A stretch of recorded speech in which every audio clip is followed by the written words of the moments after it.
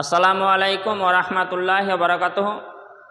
আজকে আপনাদের একটা বিষয়ে বলতে চাই যে প্রকৃতি মুসলিমকে আমরা হয়তো অনেকে মনে করি পোশাক দেখে বলি খাঁটি মুসলিম, প্রকৃতি মুসলিম। অনেকে হয়তো তার চালচলন দেখে বলি সে প্রকৃতি মুসলিম, এবং অনেকে তার উদারতা মন দেখে বলি প্রকৃতি মুসলিম, অনেকে তার ইবাদত দেখে বলি সে প্রকৃতি বা খাঁটি মুসলিম। সমস্ত কথাকে বাদ দিয়ে আমার নবী, আপনার নবী জনাব আহমদ মুস্তফা মোহাম্মদ মুস্তফা রাসূলুল্লাহ সাল্লাল্লাহু আলাইহি ওয়াসাল্লাম যা বলেছেন তেনার হাদিসটি শুনে নিন।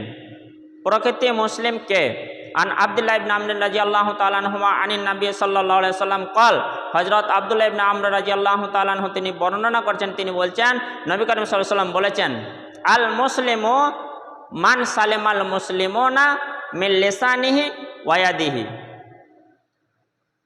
ওই প্রকৃতি মুসলিম যে মুসলিমের দ্বারাতে অন্য মুসলিমগণ নিরাপদে থাকে, শান্তিতে থাকে, মিন লিসানিহি জবানের দ্বারা, লিসান বলা হয় জবান, জবানের দ্বারাই শান্তিতে থাকে অন্য মুসলিমগণ, ওয়া ইয়াদিহি আর হাতের দ্বারাই শান্তিতে থাকে অন্য মুসলিমগণ। এবার বুঝতে পারলাম। আসুন তাহলে জবান হাত এ কথা কেন এলো? একটা মানুষকে শান্তিতে রাখা যায় এই দুটি অঙ্গ দিয়েই, আবার অশান্তিতে টেনশনে প্রেসারে হয়রানে রাখা যায় দুটি অঙ্গ দিয়েই।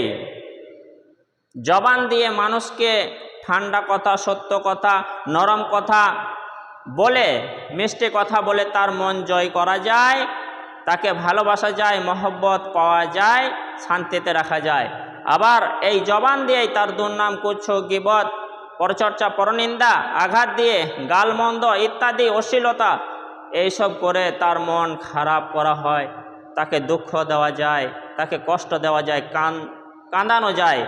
তো এই জবান দিয়ে যে অপর মুসলিমকে শান্তিতে রাখে সেই মুসলিম হচ্ছে খাঁটি মুসলিম, প্রকৃতি মুসলিম।